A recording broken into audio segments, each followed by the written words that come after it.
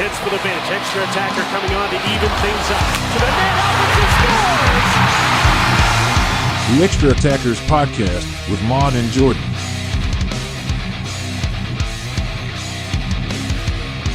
Hello, everybody. Welcome back to the Extra Attackers Podcast. Maude and Jordan back here once again with a little bit of an exciting topic here today is that we have our first coach firing of the NHL season. Obviously, Jay Woodcroft has been fired by the Edmonton Oilers and replaced by Chris Knoblauch, Connor McDavid's former juniors coach. So a little bit late for us on this one, but they did play their first game with the new coach last night. So it's still a fairly relevant topic. I'll throw it to you, Jordan, to start.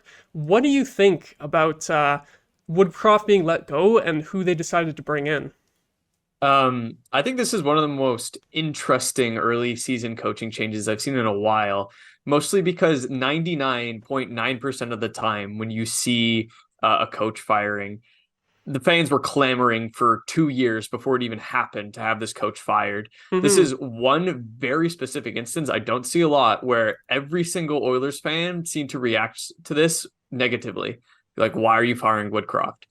Which, I mean, when you look at like the advanced analytics, it kind of makes sense. Like they weren't really playing that poorly. They were having really bad puck luck. They had one of the worst shooting percentages in the NHL. Obviously, the worst goaltending in the NHL, which really sank them. So a lot of Oilers fans were pretty unhappy with the change, and I can kind of see why. And I can also see why more of them are clamoring for Holland to be changed or some of the upper brass. It didn't really seem like Woodcroft was the problem. He brought them to two fairly decent playoff appearances, got them pretty far both times, and he had the highest winning percentage in Oilers coaching history. Granted, it's a very small sample size compared to the other guys, but that's still impressive. And I don't think it'll take long for him to find another job if he wants it. And on the flip side of that, though, I do think it's kind of goofy as well to bring in McDavid's old junior coach.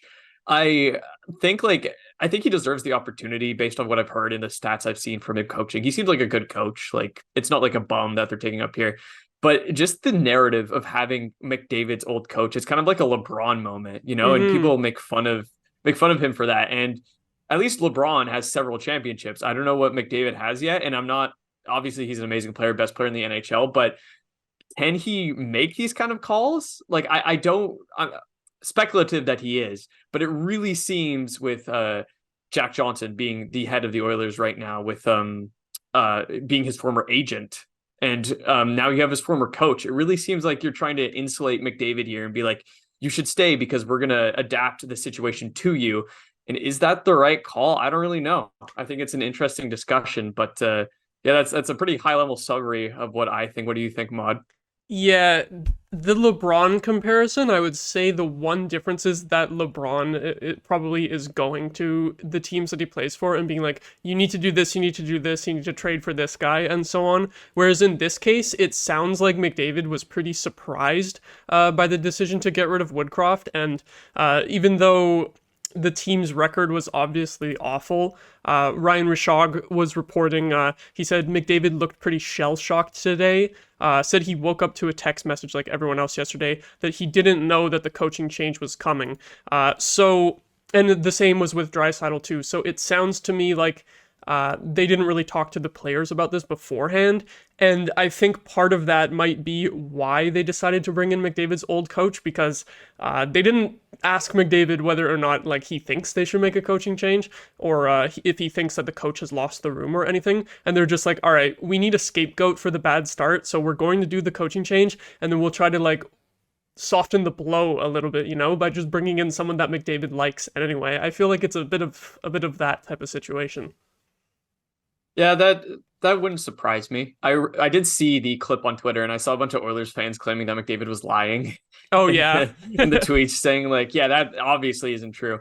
And I mean, it could be a bit of a like saving face sort of a way to handle it from McDavid, but obviously that's just pure speculation. You can only go with what you know. Mm-hmm. And I mean, like, if you didn't really know about it, then it's like, I guess it makes sense. Get someone that McDavid's already comfortable with. But I do agree with the main argument from Oilers fans here, which is that Jay Woodcroft was a good coach and he didn't deserve to get fired, and that the GM and upper management is far more to blame with what's happening with the Oilers. A lot of bad roster construction decisions have come back to bite them. And I don't think Woodcroft was the right guy to get rid of. And I think especially since he had such a good track record, like, I know it was an awful start to the season, but give him a bit more leeway. Wait till his goalies aren't literally the two worst goalies in the entire NHL. And then you could make a better determination about his future. Seems like a good asset got away from them, to be honest. At least that's my perspective. That's the thing, is why a lot of people were more frustrated with Ken Holland than Jay Woodcroft, is because of the goaltending. Like, Jack Campbell's $5 million. If you had an actual starting goalie that was worth $5 million, or maybe even two goalies who are worth a little bit less than that to be sort of a tandem, even though the Oilers' defensive zone play isn't great, that would obviously be way better than what they've had so far. It was, even though the Sharks were winless in their first 11 games, the Oilers had worse goaltending stats than the Sharks did over that time period. So, and the Sharks had like 10 goals against performances. Exactly, like, that stat was like still true after the Sharks allowed 20 goals in 2 games. So that's how bad it's been. And like, I can't jump on Stuart Skinner too much because he's still a young goalie trying to establish himself. Obviously, he had a hot streak after they called him up last year. Then he cooled off towards the end of the year, and into the playoffs, he was a little more average. But you shouldn't have to be relying on him this much so far. He's not quite Jordan Binnington, where he came in and just won the cup instantly after they called him up. He's not on that level, so having no one else to help out Stuart Skinner, it's really rough. And I don't know what the Oilers can do in terms of actually bringing in a goalie, because there's not a lot of teams actually looking to trade goalies right now. Yeah, I mean, there's been some rumors about moves. I know Jordan Binnington actually was a rumor going to the Oilers. The issue is that they have no cap space, so you basically have to trade in, trade out. Like, you essentially have to trade Jack Campbell in that trade, and that's going to be a pretty penny. Like, I'd say at least a first to offload that contract. Definitely. And there aren't a lot of teams that can do that, right? So that limits your market even more. And do those teams also have a good goalie is another big question. Does it have to be a separate trade? So it's a really tough move to make. So I'm not surprised that that's not what the Oilers did.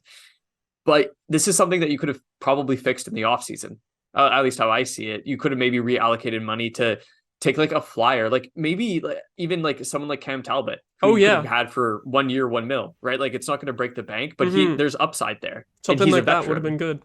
Exactly. And I mean, and this is coming from someone who watched Cam Talbot in Ottawa and thought he was like trash for the most part, but he's doing better in LA. So more power to him.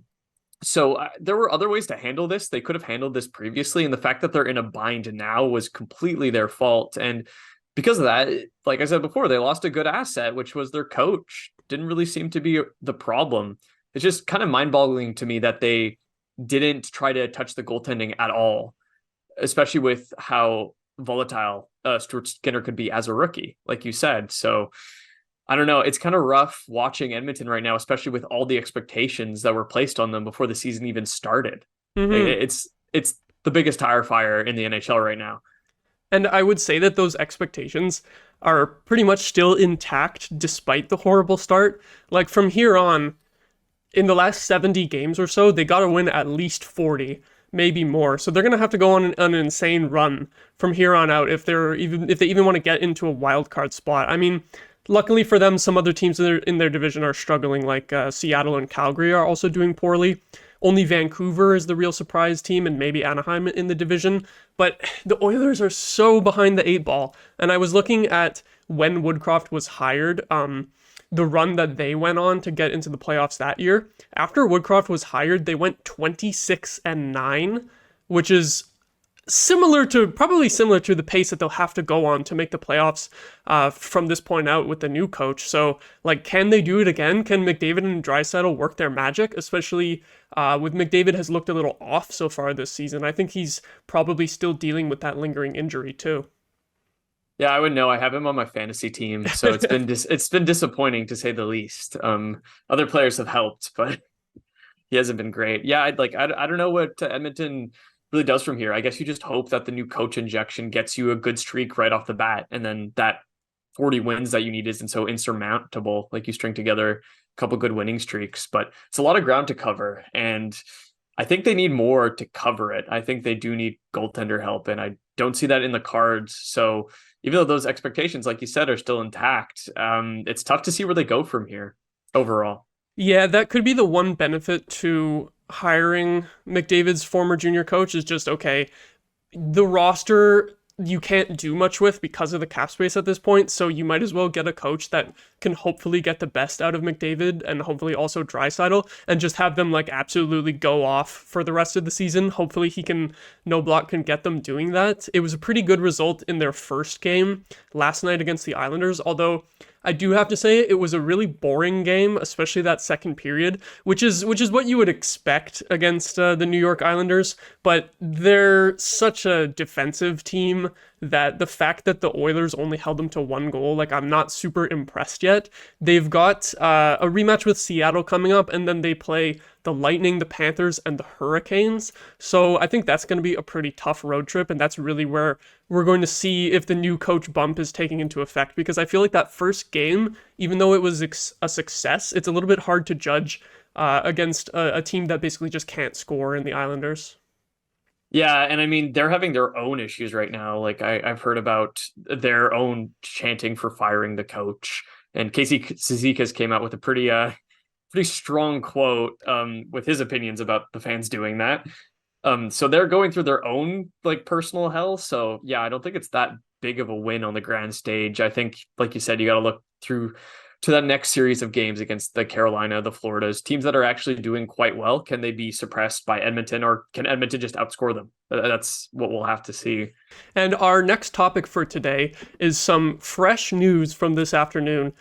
There was a GM meeting amongst all the GMs throughout the league, and the NHL's Colin Campbell was quoted as saying that they discussed the idea of changing the rules in 3-on-3 overtime to sort of prevent teams from constantly looping back and regrouping, or potentially a shot clock being added. Bunch of weird ideas here. What do you make of this? I think any changes to overtime, as long as you're keeping 3-on-3, kind of makes sense in that you want as many games as possible to end in overtime. I'm not a big fan of the shootout, as I've talked about a bit before, but it's not a great way to end the game. It's basically just a skill show to see whichever team should win, and it's not really indicative of the momentum of the game at all. That's what I preferred about 3-on-3, because you actually have, like, you can actually carry over momentum from the original game, and you can put out the players who've been feeling it, who've been doing well, and it's not just a one-on-one test of skill, like a 50-50 shot. It's actual, like, hockey. Like, you have to play structured, you have to play well. So I feel like in general these rules are probably beneficial. I don't love the idea of a shot clock, but I think something like you can't go back past the red line or else it's treated like an icing or something like that would make sense. Trying to keep teams from just continuously backing out and leaving and then remounting their attack, because you do have a few overtimes where that's the entire thing, where like neither team can really get like a good inside chance, because like once chance happens, usually a bunch of other ones follow because it's very quick back and forth. But when teams leave the zone to retry and stuff like that, it really slows it down. So overall, I think it's probably beneficial to have this sort of change at least discussed. And I'm still a big proponent that you should just extend it. I would think 10 minutes 3-on-3 would be the best option you could.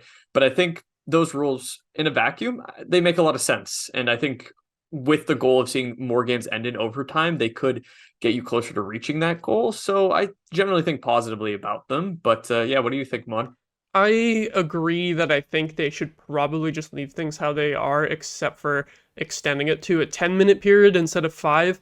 Although I do understand why they're discussing the changes that they are, just because I have watched some overtimes where the teams are constantly looping back and just trying to control the puck as much as possible and really not taking any chances, which can be frustrating to watch sometimes. It's just some overtimes is just watching one team skate around in circles with the puck and failing to set up any plays because the other team is defending them pretty well.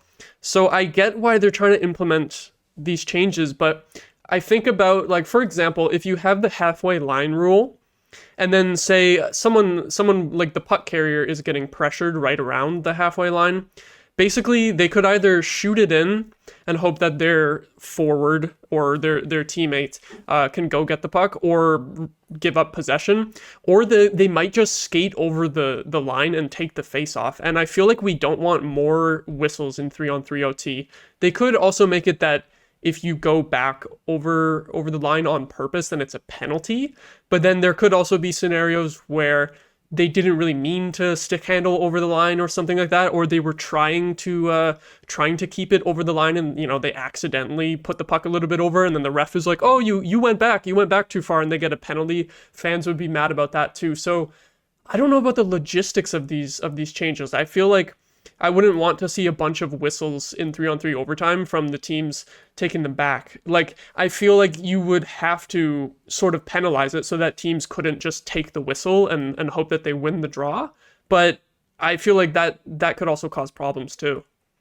That's a good point. I actually didn't think about that. I mean, you have a lot of rules working together, and it would be difficult to add in something like that. And there would be ways to exploit it. I think I agree with you on that. Like, just going for the whistle if you're tired or something like that, or like even I'm kind of worried too that it'll create situations where you have a player that's at like the red line or something and really doesn't want to give up possession.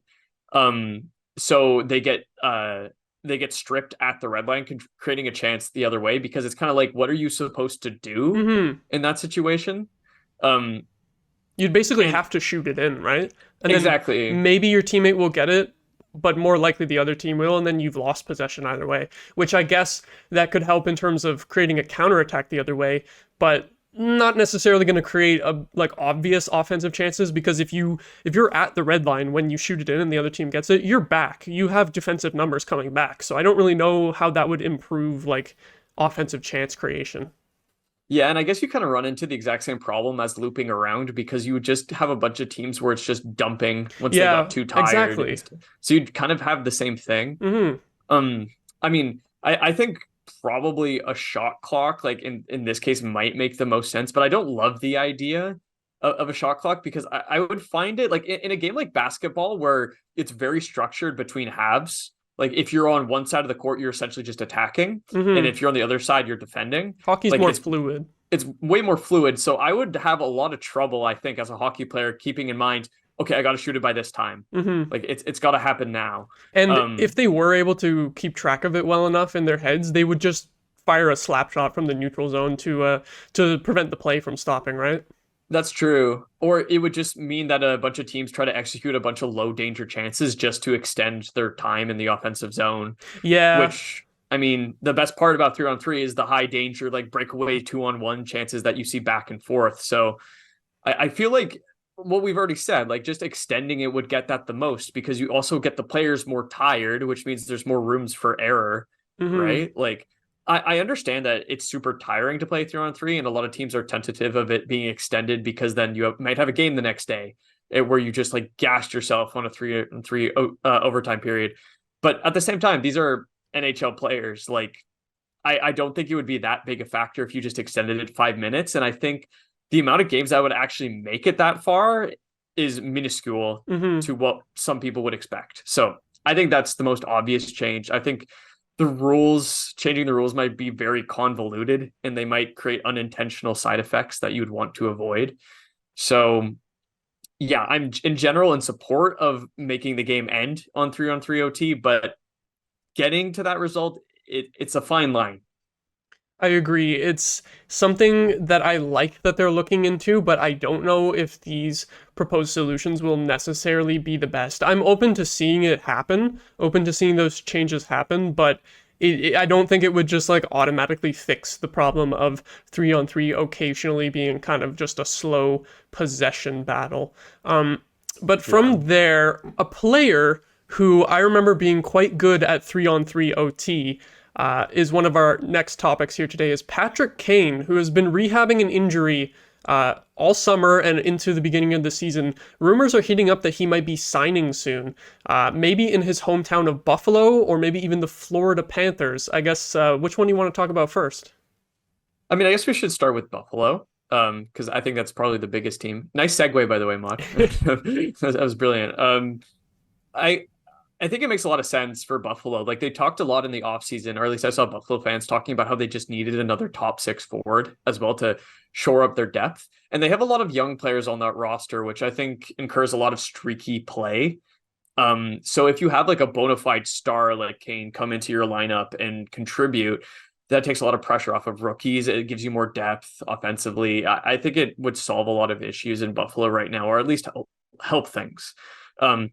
So I think they're going to be gunning hard for him. As someone who's a Sens fan watching the Sens battle Buffalo the Atlantic, I hope he doesn't sign there. I don't want to see it, but it would make sense. To be honest, it would make sense. And like you said, it's his hometown. So I feel like there might be kind of a desire to do that. And I don't think Buffalo is right up against the cap at this point. So maybe they could entice him like a little bit more monetarily than other teams could. So it seems like it's a good match. We're going to have to see because a lot of teams are going to be very aggressive in pitching to Kane. But I think on surface level, Buffalo seems like a nice destination for him. Yep, I think Buffalo is the most likely just because of that cap space. They can give him a decent amount of money. There was a rumor that he was potentially going to be given a 2-year deal around 3.5 to 4 million. And that's where I worry a little bit for Buffalo, just in the terms that a 2-year deal, he was already slowing down last year. If he doesn't come in and light the world on fire right away, that second year could be a little bit of baggage for the Sabres, but they do have a lot of cap space, so it probably wouldn't be that big of an issue in the end. Patrick Kane playing alongside Tage Thompson could be pretty awesome.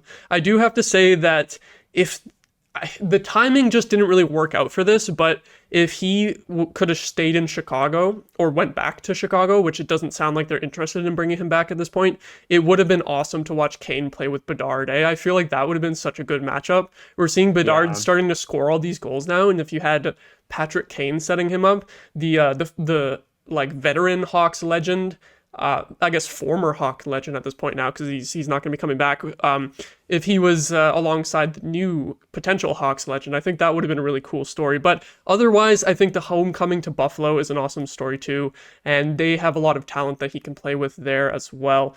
Like you said about the Sens, being a Sens fan in this case, it sucks that it's Atlantic Division teams that are really looking to get him, because we also have Florida in the mix. And I'd have to say I would rather him sign with Buffalo than Florida, because Florida seems like more of a threat to be a playoff team this year. At this point in time, yeah. Florida has done surprisingly well with the injuries on that roster. They've been missing Ekblad and Montour for the entirety of the season so far. Bennett hasn't played most of the season because of his own injuries. And they've still been cranking along. Like they are in a good position in the Atlantic. They're comfortably above 500. And I think adding Kane to that mix-up is only going to help, right? Like you're injecting another offensive veteran presence to a forward core that honestly seems to be firing on all cylinders right now. They're helping prop up their lack of defensemen. That being said, they don't have that much cap space. So that's the question. Like they might have to make another move. But this was a rumor that was speculated by Ellie Friedman on 32 Thoughts yesterday, and he insinuated that Bill Zito is very aggressive in this. He's a very, very much like a hone in, get your guy sort of general manager. So he's going to be pushing Kane a lot, I think, and he might try to say, hey, you take a 1-year deal, less money, like we're going to put players around you to succeed. And we're going to make this as comfortable as an environment as it can. And of course, we all know about Florida weather, so that also might be enticing to Kane. So it's another option that seemed to come out of nowhere, but it seems to make sense on some levels if they can fit it in money-wise. Yeah, it's basically going to come down to, does Patrick Kane want to return home and make a decent amount of money while doing it, or does he really want to go all out for another cup and take a paycheck, go to the nice weather in Florida and try to win again? Like he does have 3 cups, so he might just want to chill at home in Buffalo and make a little more money while doing it, but maybe Bill Zito can entice him. And I have to say, I really hope that the Panthers don't get him, because like you said, they are having quite a good start despite missing Montour and Ekblad. And I said this on Twitter, but I really need to just stop predicting that teams that have bad injuries at the start of the season are going to suck for a bit, because freaking Florida Panthers second in the division at this point without those guys, and you mentioned Bennett as well, which is another big one. He's played 1 game and he re-injured himself in that game, so they've basically been without him the whole time. And then the Bruins, too, who have had some defense injuries and had McAvoy suspended for 4 games. And obviously without Bergeron and Krejci, they're number 1 in the division. So it seems like every team except for the Sens can just survive their injuries and adversity. So huge credit for the Panthers for doing that. I really thought that they were going to struggle in the first month of the season. And it also seems like Montour and Ekblad are coming back a little bit earlier than originally projected, too. So seems like the Panthers are actually going to be a contender this year. It's incredible what good coaching can do for you, eh? Yeah, It really can cover up those injury problems. I don't think I predicted Boston to do too poorly, and I was exactly scared of this. And it seems like Florida's following up with it. So great, even more ground for the Sens to cover, I guess. But it's been impressive to watch those teams cook. So good for them. Yeah, and speaking of the Sens, the last topic we're going to get into today is previewing the Sweden Global Series games, which is the Sens, the Leafs, who are not playing against each other, and the Wild and the Red Wings, who are also not playing against each other. Each of the Canadian teams will get to play against each of the American teams. And starting from a Sens perspective, I guess, we'll go through all the teams here, but for the Sens, how are you feeling heading into these 2 games? I think the last win did a lot to instill a little bit more confidence.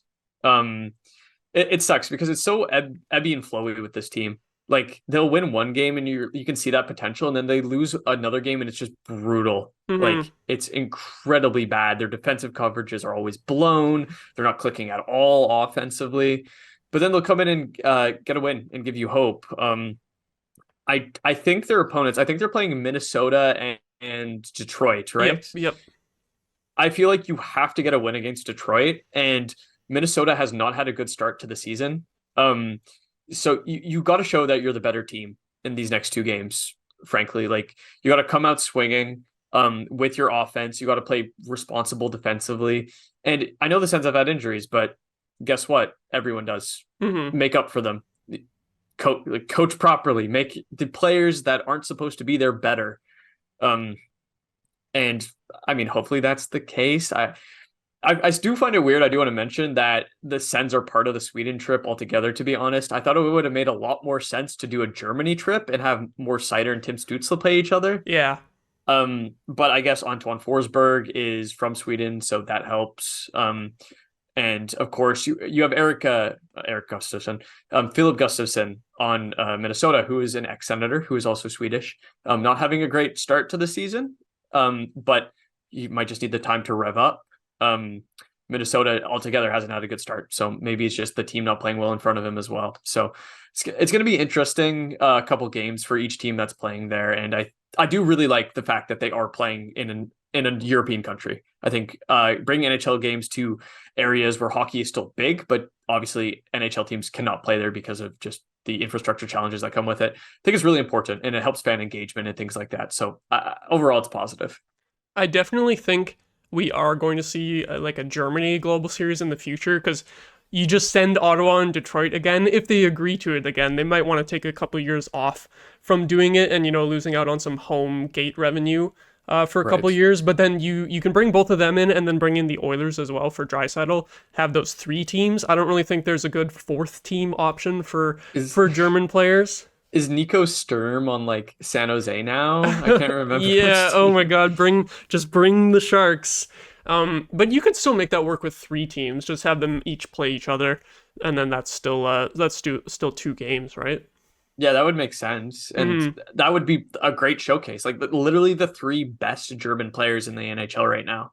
And Germany is like a growing market in the NHL too, right? Like we didn't see stars like Draisaitl, Stützle, and Seider really come into their own before now. Like we had German players, but they were rarely ever, if not ever, this good. So I think highlighting that by playing in their country would be super important. I think they deserve it. Yeah, the only German player I remember before Leon Draisaitl was Marcel Gosch, who I think used to also play for the Sharks. And I only know about him from playing a lot of NHL 06 when I was a kid, because that was just the one game that I had. And I remember doing like a Sharks manager mode and having him, and I was like, holy shit, he's the only German here. But yeah, you mentioned in terms of why they picked the teams that they did for this year's Global Series. I do wonder if it might have to do with who they think could be the biggest, have the biggest fan base like in Sweden, because Ottawa, you obviously have Alfredsson and Carlson as legends. That's true. Toronto, you have Borja Salming and Matt Sundin as legends, and you also currently have William Nylander, who is playing the best hockey of his career. So that's like a slam dunk choice right there. And then Detroit, Henrik Zetterberg and Nicklas Lindstrom, obviously. So I feel like those three teams specifically will have a lot of fans in Sweden. I am curious to see what the fan base will be like in the stands. You know, if Detroit fans will outnumber Sens fans in Sweden, or how it'll be. And then you have the Wild, who I don't really know. Like, I think Eriksson Ek is Swedish, and then you also have Philip Gustafsson, but I don't know if they ever had like a former player who was really good who was Swedish. I guess Jonas Brodin is Swedish, I think. Oh yeah, he's still on the team, right? Yeah, I'm pretty sure he's still on the team. Yeah, so they have more of the current Swedes. So I don't know if my former Swedish players legends argument works for the Wild, but it definitely works for the other three teams. So I have to assume that the NHL was just thinking like these teams will especially be a draw for the Swedish fans. Oh, that's a good point. I do wonder in that regard, why didn't bring Vancouver? You think Pedersen would be a big draw, but that would have been a good one too. It could just be a matter of the teams having to agree to it too, That's true. agree to wanting to do the trip.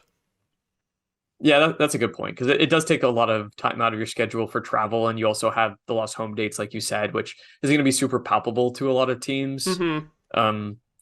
But it's going to be exciting. I remember before the season, there was a lot of dialogue about how the Sens looked before Sweden would determine the future for DJ Smith and all that, and they're under 500. Yeah. So depending on how these games go, you might have the conversation around DJ Smith heat back up, or you might see a bit more silence.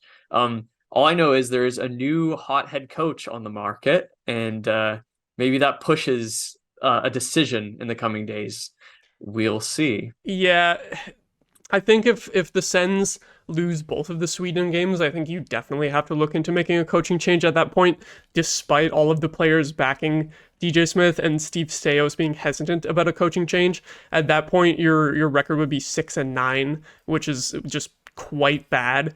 I will say the one thing that makes me feel better about the Sweden trip is at least Minnesota is somehow just as bad as us with the 5-8-2 record. I didn't see that coming at the start of the season. I thought they would be like easy lock playoff team. I know Jared Spurgeon has been injured, but at least we're not the only team that's like going into Sweden with adversity too. And like the Leafs won their last two games, but there was a lot of turmoil in their fan base before those two wins. And Detroit as well, their last 10 games is more of a spotty record compared to their hot start to the season. So I feel like these games are going to be huge for all the teams involved. Detroit wants to get back in the win column. The Leafs want to keep their win streak going. The Sens need to get above 500, and so do the Wild. They need to claw their way back. So huge stakes for all these teams.